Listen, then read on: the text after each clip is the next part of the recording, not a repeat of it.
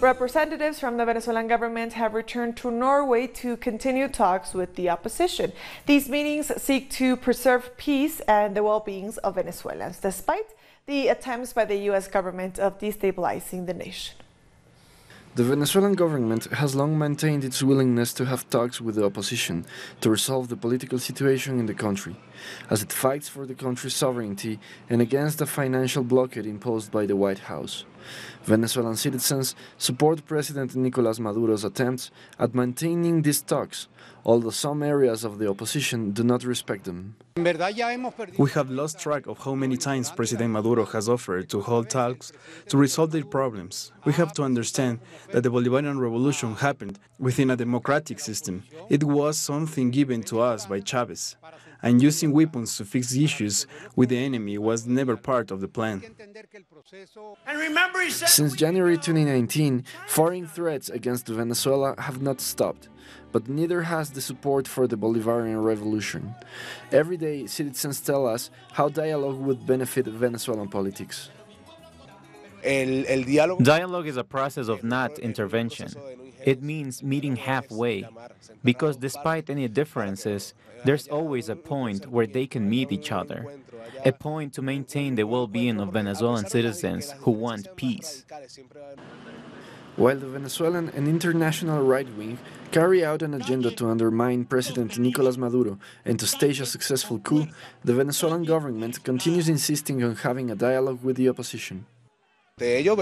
We see the contrast between us and those who support the opposition in war. Sabotaging the dialogue is to bet for war. The U.S. government benefits from it. They see war as a business. Here in Venezuela, we talk the language of all people. We talk the language of peace. The stage has been set for another meeting in Oslo, the Norwegian capital. On May 17, Norwegian authorities confirmed their roles as mediators in political talks between the Venezuelan government and the opposition. Norway, which is not part of the European Union, does not recognize opposition figure Juan Guaidó as self-proclaimed interim president and has kept its support for peace. During the first UN Habitat Assembly in Nairobi, Kenya, the United Nations has recognized Venezuela as a leader in housing rights. UN authorities said the Bolivarian government's Venezuela Housing Commission is an example to be followed by all nations. Over 3,000 delegates are attending the 5-day event to discuss the adoption of new global norms and policies to guide how cities and communities are planned, managed, and governed. Venezuela has taken up the temporary presidency of the United Nations Commission on Disarmament. Ambassador Jorge Varelo accepted the position at a meeting of the commission in Geneva. He said Venezuela would use its presidency to address the alarming nuclear threat that hangs over the world, and he lamented that the United States had isolated itself by having its delegation walk out of the session. Other diplomats also accused the U.S. of undermining the unilateral system.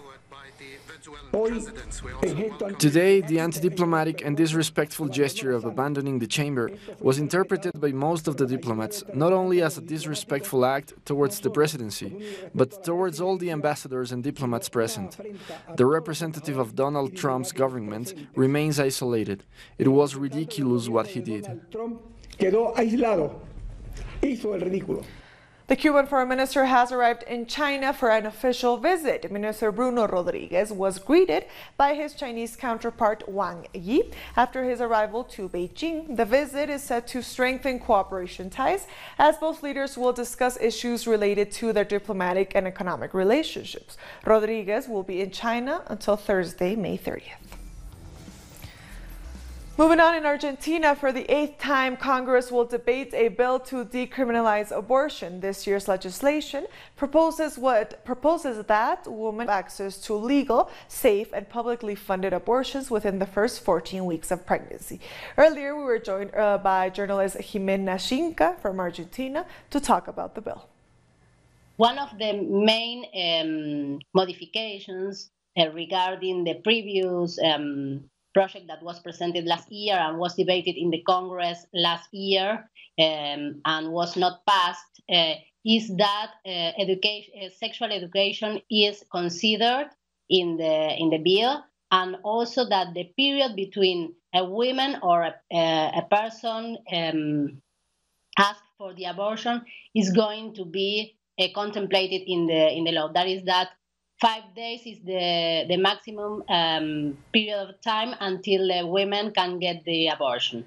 The Colombian Congress took on the debate of the growing cases of social leaders being killed. The FARC party brought up the discussion on the implementation of the peace agreement, which was signed in 2016. The High Commissioner for Peace, the Ministry of Interior, and members of the Attorney General's office were part of the debate. The party demanded the government of Iván Duque to stop the long list of murders in the country. In a letter, they also demanded the liberation of peace negotiator Jesus Santrich, who is still under arrest even after a court ordered his release. All the time that goes by without the government implementing the Havana Agreement, we unfortunately have to measure it in number of deaths. It is no coincidence that the government has announced the destruction of the peace agreement, and it becomes headlines around the world. I say this with shame, as we are seeing a new wave of security policies that left more than 5,000 civilians dead in the past. The issue of extrajudicial executions is back on the agenda in Colombia after a retired colonel was sentenced to 37 years in prison. Orlando Gomez was found guilty of the murder of 2 civilians back in 2006, who he then claimed were guerrillas killed in combat. For the academic and analyst Boris Duarte, the story of extrajudicial killings in Colombia is not a closed book. He says it's a security policy that the government is implementing once again as it tries to undo the peace process. They want to limit the demands of society and undermine the most important part of the peace agreements, which is the transitional justice carried out by the Special Jurisdiction for Peace, or JEP. And this, just as many soldiers are being called for questioning about extrajudicial executions. A report by the Attorney General's office records 2,248 victims of extrajudicial killings between 1988 and 2014. It says 514 officers, 992 non-commissioned officers, and 133 civilians took part in these executions. So far, the JEP has summoned about 2,000 soldiers involved in these crimes against humanity. Many of the victims' families see the JEP as an opportunity to find out who was really responsible for applying this policy, that tried to win the war at any cost. And this is important for the whole country. The JEP needs to be able to continue its work. Questions have been raised about the new military chiefs appointed by President Duque, most particularly in the case of General Nicasio Martinez, who was described by the New York Times as the architect of a new era of extrajudicial execution. On top of this comes the sentence of 37 years in prison for the retired Colonel Orlando Gomez. The recent verdict against Colonel Gomez is one more proof that for the government, especially under President Álvaro Uribe, the crimes known as false positives, these extrajudicial killings, were a deliberate policy of the state. The Committee in Support of Political Prisoners has sent a letter to the Senate committee to demand that the promotion of General Nicasio Martinez be blocked because there is evidence that he was involved in both corruption and extrajudicial executions when he commanded the 10th Brigade of the Army's 1st Division between 2004 and 2006. A team of rafters made up of former guerrillas from the FARC in Colombia has won a prize in Australia. The one-time combatants exchanged their guns for paddles following the signing of Colombia's peace agreement in 2016. After taking part in the tournament in Queensland, the International Rafting Federation awarded the FARC team a special recognition as an initiative for peace. We'll be back very soon. Stay with us.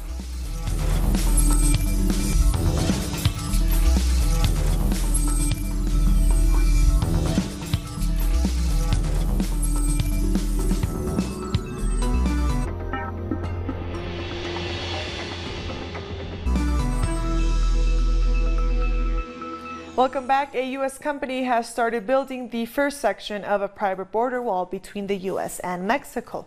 The company called We Built the Wall was created by a war veteran and collected millions of dollars in private donations through an online campaign to fund the project. Advisors of the company are led by Steve Bannon, a far-right strategist and former advisor to U.S. President Donald Trump. It is not yet clear whether this project has been approved by the U.S. government. At the beginning, we thought it was a fence that the U.S. authorities were building in various spots of the border, and we proceeded to ask the U.S. International Boundary and Water Commission about the project, so our commission could revise and approve it. What we found out was the U.S. government hadn't been notified of the construction either. The Brazilian government has announced increased security measures in the country's prisons after dozens of inmates were killed in recent bursts of violence. The Justice and Public Security Ministries also announced that 9 inmates who are responsible for the massacre will be transferred to other prisons. At least 55 people died due to clashes between criminal groups in different jails on both Sunday and Monday.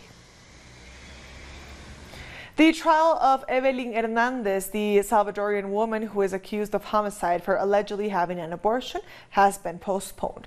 Initially, the trial was set to take place on June 6th, but it has been now postponed to June 24th. In February 2019, Hernandez was released on parole after spending 3 years in jail. She was sentenced to 30 years prison for homicide in 2017, but the Supreme Court canceled the sentence and ordered a new trial. A recent poll in Nicaragua shows that nearly 60% of the population supports President Daniel Ortega. This comes as the government and the opposition continue trying to find a peaceful solution to the political situation gripping the country. We have more in this report. The results of the survey carried out by the MNR pollsters show a clear majority support for the government of the Sandinista front. Some analysts say this is because of the government's social programs. I have seen all the health programs, the education programs, and the infrastructure. People approve of this because they benefit from them. 81% of those consulted oppose any possibility of a coup d'etat, which some sectors of the opposition have been promoting. Meanwhile, the lawmaker Wilfredo Navarro says they are working on a law to support the victims of the situation created by last year's failed coup. There is a 60% support for the government. This clearly shows that people want peace. They reject violence. They want negotiations. We all want to build a better society, which is strengthened by what our government does. This is why we are presenting these complementary actions. The study also reveals that for 69.9% of the people of Nicaragua, their main concern is the economy. The family economy and the personal economy, having a job, that the cost of basic needs being in line with my income. These have always been the main concern for Nicaraguans, and that is still the case. People want economic growth to the level it was at before April 18th last year. Because obviously more jobs and an improvement in family income brings tranquility and security. 81% of those interviewed said that calling strikes and protests damage the economy and jobs, while 78.5% believe that economic recovery should be prioritized at the talks between the government and the opposition, even though the latter doesn't seem to want to make progress. The shadow cast by sanctions is very real for everyone. The opposition are asking for more sanctions and other kinds of intervention. And people know what this means because they lived through that in the 1980s. They know it leads to unemployment, less investment, and economic decline. According to Nicaragua's central bank, the attempted coup in 2018 caused a loss of more than 150,000 jobs by the last quarter of the year. Jamaica's former Prime Minister Edward Seaga has died. Seaga passed away on Tuesday on his 89th birthday in the United States, where he had been receiving treatment for cancer. He was the 5th Prime Minister of Jamaica, serving from 1980 to 1989, and was the leader of the Jamaica Labour Party up until 2005. The former Prime Minister is credited with building Jamaica's post-independence, cultural and financial sectors. Seaga was also the last surviving framer of Jamaica's constitution. Here's a taste of him speaking in his last election campaign in 2002. Shows democracy at work. I have one firm belief that the best way to deal with corruption is to set the example at the top. When you set the example at the top, the water that flows from the top is pure and clean, and it will carry whatever dirt is in the way. The Cayman Islands is stepping up its focus on human trafficking amid reports of a hidden sex trade on the islands. Police Commissioner Derek Burns says there are signs of organized rings operating around the region that are smuggling people, especially sex workers, into the country. He therefore urges law enforcement agencies to watch out for the signs of people smuggling. So the educational programs that we have. St. Lucia's Prime Minister Alan Chesney is announcing a decline in the island's unemployment figures from 22% to 16%. Youth unemployment has seen a 13% drop. Chesney said tax strategies are working to reduce unemployment. So people said, well, when you reduce the VAT rate from 15% to 12.5%, the projection even by the IMF was that we were going to lose revenue of $55 million. Well, the first year we only lost revenue of $15 million, and by last year we already had recovered that entire amount of money. But what I was explaining was it was not just the VAT tax. By reducing the VAT tax, what it did, it encouraged people to open up businesses, but more importantly, we argued this point that the money that we saved on VAT would either be passed to the consumer in the reduction of cost of products. And when you look at the inflation rate, some of that happened. But even if the businesses kept that difference, it would improve their bottom line. We'll be back very soon. Stay with us.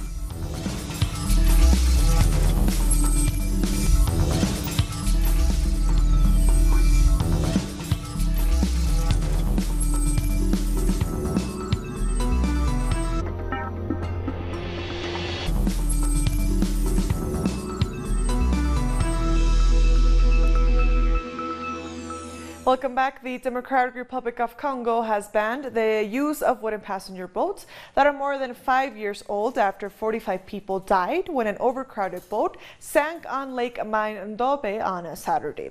About 200 passengers from the overcrowded boat remain missing. The country sees frequent boat accidents on its waterways, which are a popular means of transport across the country. More than 800,000 people are to be vaccinated against cholera in the DRC. According to the World Health Organization, at least 240 deaths and more than 10,000 cases have been recorded since January of this year. The rollout of the vaccination campaign is meant to contain the unprecedented epidemic witnessed in North Kivu. Police in Algeria have blocked access to the 14th anti-government demonstration by students and teachers. Protesters marched to reaffirm their rejection of presidential elections scheduled for July 4th. A cordon of police blocked their way to the Martyrs Square, forcing protesters back to the iconic Central Post Office. We have mobilized in Algiers despite the intimidation of police forces that wanted to push us back. We showed our determination as a response. Temporary shelters have been set up for survivors of Cyclone Idai in Malawi after thousands of people were left homeless by the disaster. Malawi's Red Cross Society built homes for people displaced by the cyclone, which left a trail of deaths and massive destruction. It's been 2 months since Cyclone Idai wreaked havoc in Mozambique, with survivors still struggling to rebuild their homes. Rural communities are trying to rehabilitate farmlands and rebuild food production in a country where 80% of the population depends on agriculture. Our correspondent Andre Vieira went to see how the recovery is progressing. This is the first in his series of reports. From overhead, it is still possible to see the damage caused in the city of Beira, in the Sofala province. On the evening of March 14th, Idai made landfall over the central region, producing torrential rains, floods and strong winds, which left about 600 people dead. It is an experience residents of Beira will never forget. The storm made landfall at around 7 p.m. The wind speed rapidly intensified. Just 1 hour later, the storm's intensity grew. By 9 p.m., the roof of the bank was blown off. It just flew away, as if lifted by giant hands. Then the cyclone struck with deadly force.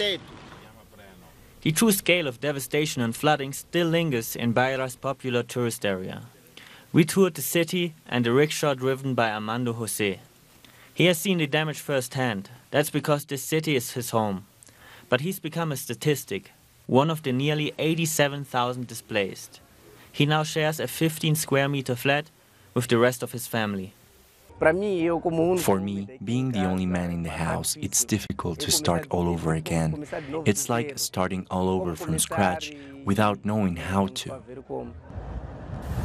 Moving away from the coast and getting closer inland, you can see that roadways are still damaged and many people still live in shelters or improvised housing.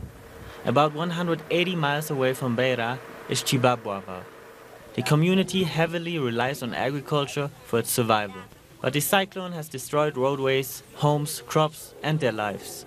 On that day, I was inside my house. Suddenly it came crashing down on me, and I had to run out. When I managed to get outside, I saw trees and corn crops obliterated. What's even worse is that after the storm was over, we all had to battle malaria and other illnesses. The cyclones have deepened Mozambique's food crisis. Many farmers are left with nothing but hope. If the rain comes, the first thing we're going to do is plant. That's the basis of agriculture, and that's the only way we can start afresh. For this country that fought until 1975 for its independence from Portugal, new challenges arise after Idai. While the immediate future is concerning, the people of Mozambique are determined to rebuild their communities and reclaim their lives. And with that story, we've come to the end of this news brief. These and other stories, as always, find them on our website at telesverenglish.net. And also join us on social media. We are on Facebook, on Twitter, and on Instagram. For Telesver English, I am Estefania Bravo. Thank you for watching.